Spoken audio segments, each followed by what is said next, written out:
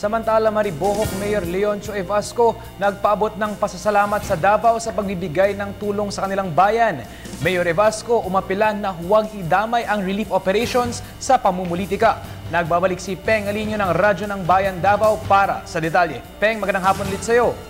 Magandang hapon sa iyo, Sandro. Nagpaabot ng pasasalamat si Maribojoc Mayor Leoncio Evasco sa mga Davaoenyo at mga Boholano ng Davao City sa napakalaking tulong na kanilang natanggap para sa kanyang mga kababayan sa Maribojoc.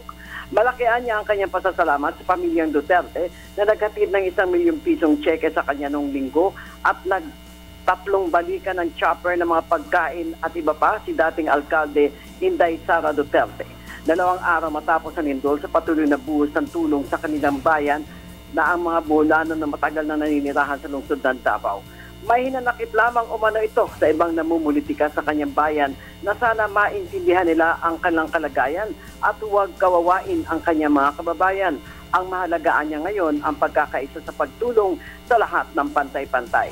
Mas lalong lumakasaan niya ang kanilang pananampalataya sa Poong May Kapal na anya mas kinakailangan pa rin ng taimtim na panalangin at tiwala na maaring ang kanilang sinapit ay pahiwatig sa mga nakakalimot sa Diyos. Si Evasco ay dating Chief of Staff ng matandang Duterte, ilang taon na nakalilipas bago pa ito naging alkalde ng Maribojoc, Bohol.